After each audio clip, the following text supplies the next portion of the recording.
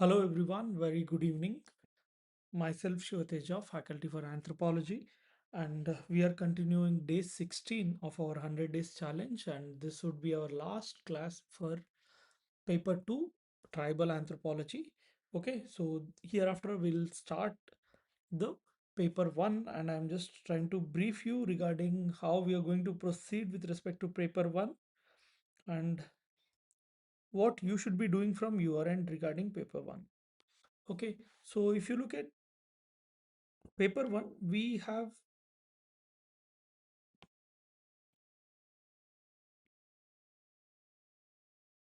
physical anthro and sociocultural anthro.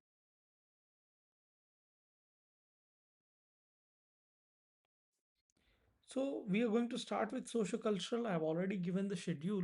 If you see, we are going to start with sixth unit.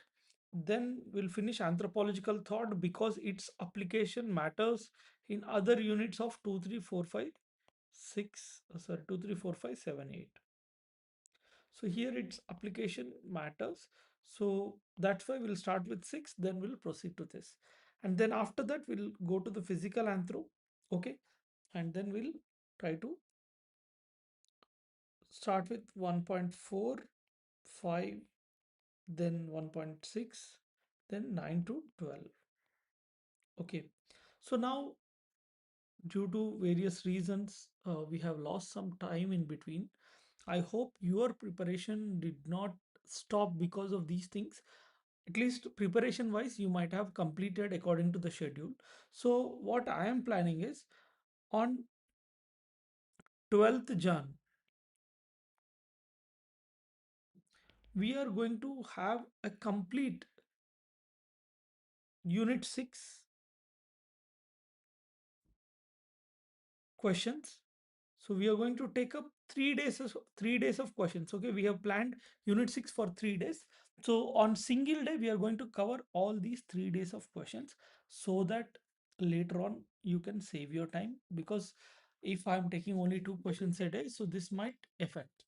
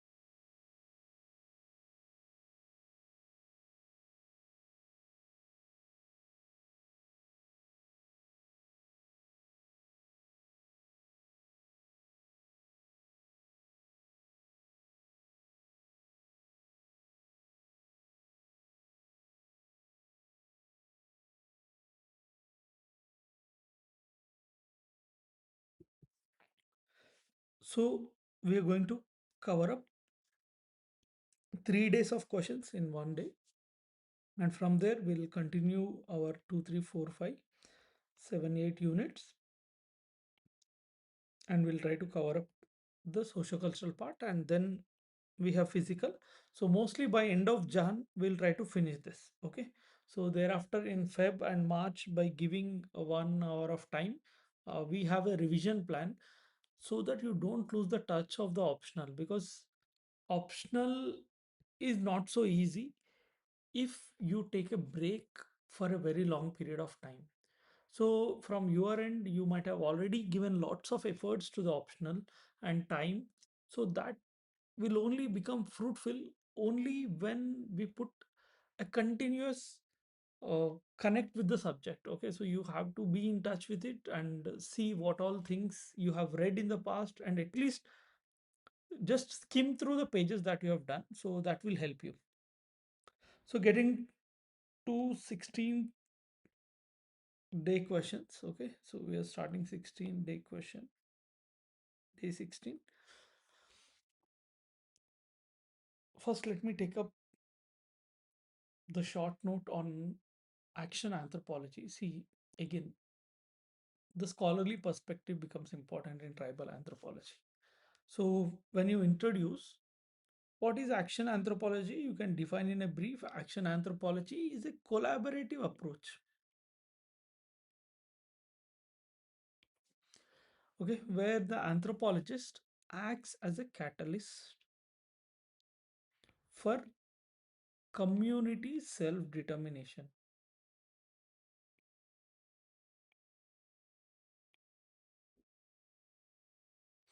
Okay, so after writing what is action anthropology, then you can tell that this was propounded by Soltax in 1951 during the project known as Fox Project. Okay, so he says that the motto of action anthropology is learning by helping and helping by learning.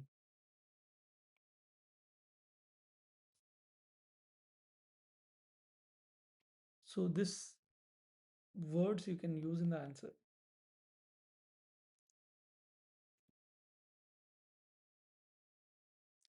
Okay, so Soltax and his students worked with the Fox Indians, which were also called as, who were also called as Mesaki Indians or Fox Indians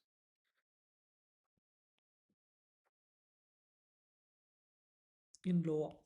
Okay, so instead of just observing their social apathy, they help the tribes to articulate their own goals. Okay, so now these people, instead of just showing the social apathy, okay, so just instead of observing what is happening, they made these people to articulate their own goals. So whatever the goals, it might be educational, legal, etc. So here, according to Soltax, he says that legitimate development requires self determination and not imposed solutions. Self determination and not imposed solutions.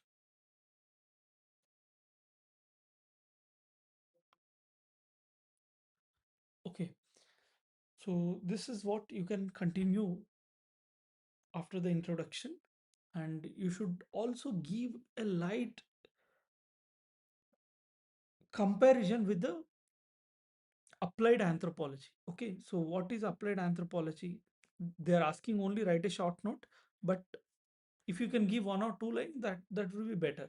Okay, applied anthropology is administration centric,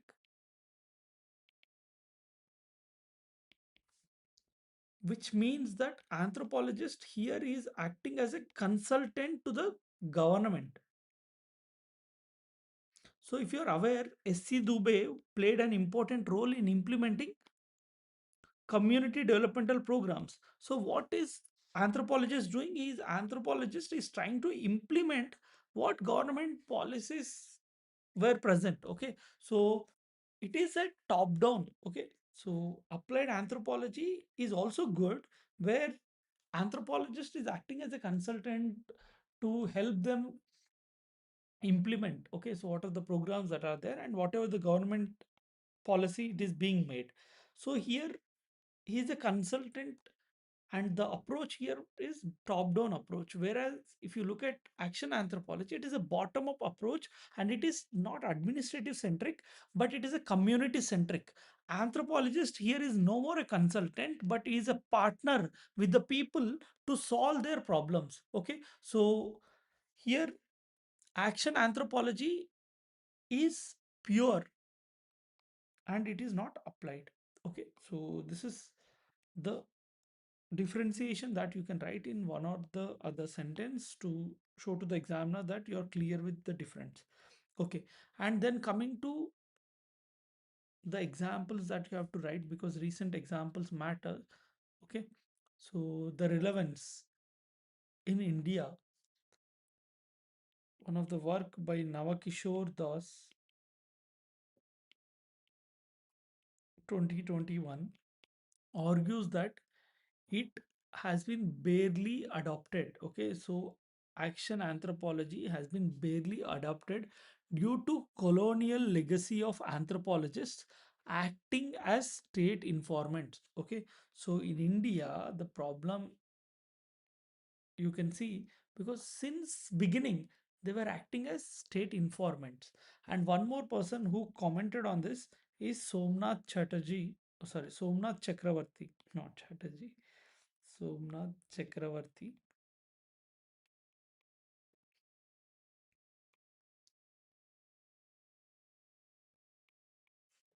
So he says that COVID-19 crisis has exposed the need for the action anthropology, because top-down health policies failed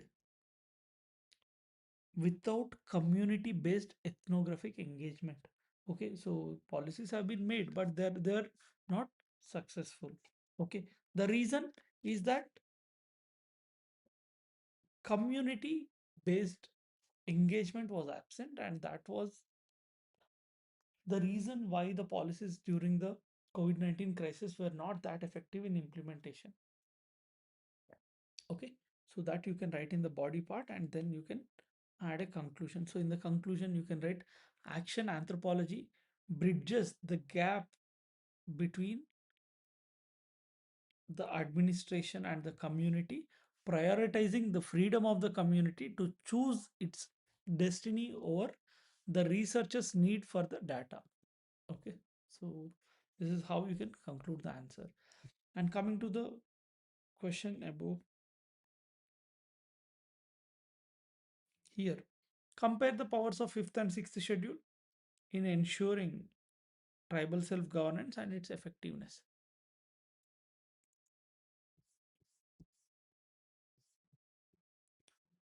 Okay, fifth and sixth schedule. So here, introduction, again I told you in the past as well. So if at all sixth schedule or the administrative developmental councils, these comes up, you try to use the very familiar people in the introduction itself. Okay,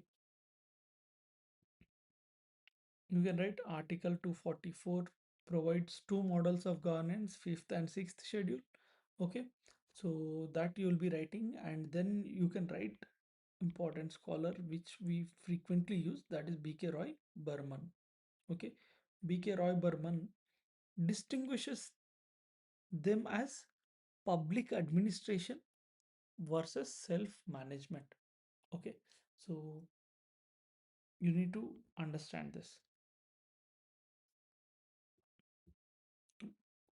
BK Roy Burman distinguishes fifth and sixth schedule as public protective administration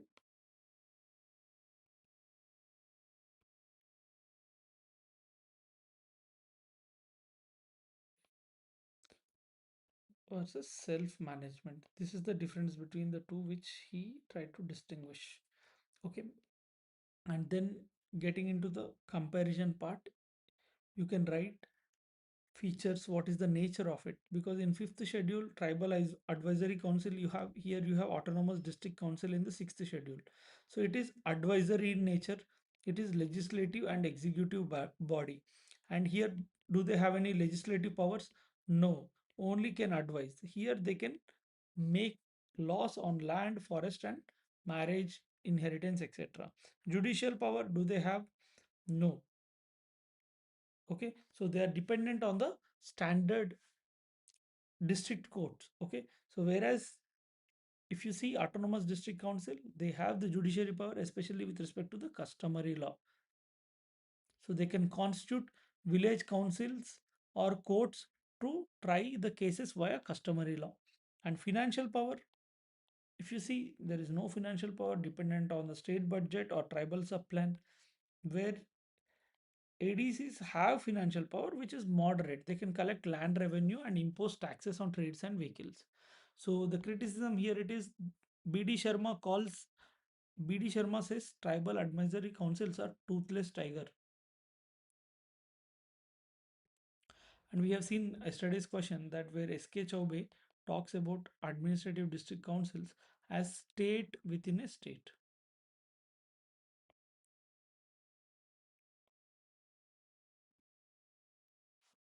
So now coming to the effectiveness. Okay, so when it comes to effectiveness, first and foremost, Buria Committee, which was appointed in 1995, noted that governors rarely use their power to amend laws.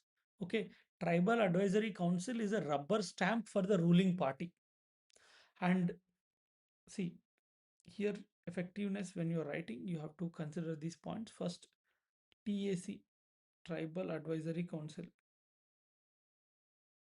So this is the body part. Okay, in the body, Tribal Advisory Council is completely a failure. And when you're writing, you can write failure of Tribal Advisory Council, and in that you can write first is bureaucratic hegemony.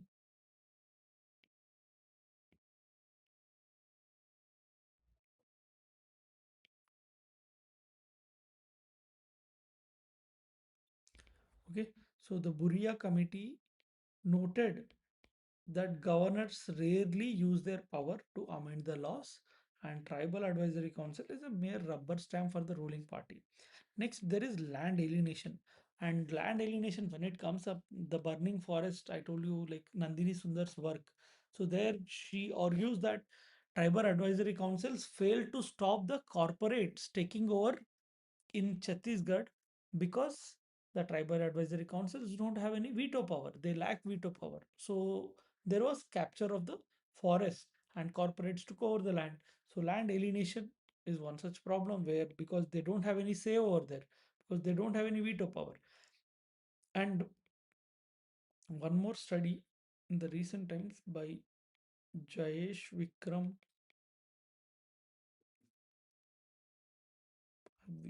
in 2023 finds that tribal advisory councils in Maharashtra have become bureaucratic appendages due to centralized fund control and tokenism, because tribal advisory councils need fund. Where are they getting fund from? The state and the center, tribal subplan.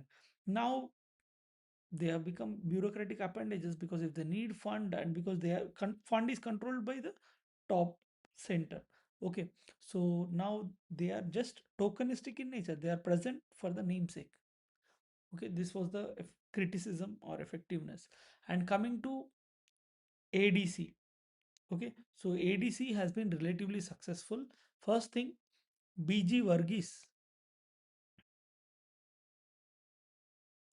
has noted that ADCs in Mizoram and Meghalaya successfully prevented the outsider influx and land alienation. So they helped, ADC helped in identity preservation. But the challenges here that was highlighted by Tilput Nongbri.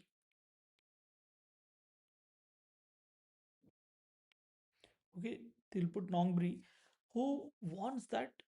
See, okay, ADCs have been helpful, but problem here is that within the tribes only elite, okay, elite capture is happening, and at the same time gender justice is not happening. So there is gender deficit. So only one gender is capturing everything, and that too within that elite people are capturing. So there was a contemporary study by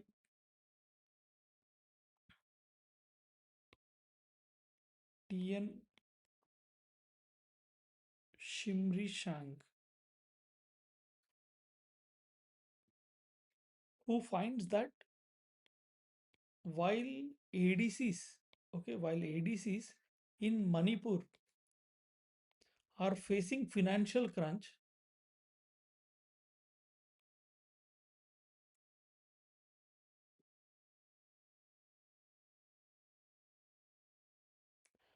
they remain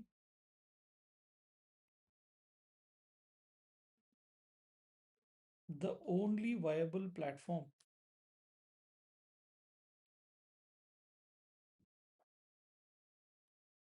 for the tribal resource management.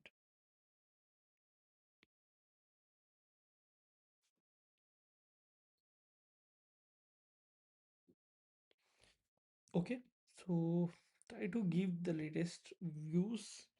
Okay, BG Varghese, Nongbri, and then this is Jayesh Vikram Padvi. Okay, so these all names, and I told you land alienation, you can use Nandini Sundar, and bureaucratic hegemony, Buria committee. Okay, so while writing the answer, and at the same time in the introduction or in the body, you can use BK Rao Burman, and this becomes very important for you to mention their names and their views in the answer, or else it is going to be very generic. Okay, and in the conclusion, you can also mention the Sagar Tiwari. Okay, so you can see sixth schedule is a superior model here between fifth and sixth schedule, right? So in the conclusion, what you can say, sixth schedule is a superior model of political self-determination. Okay, and then you can also mention Sagar Tiwari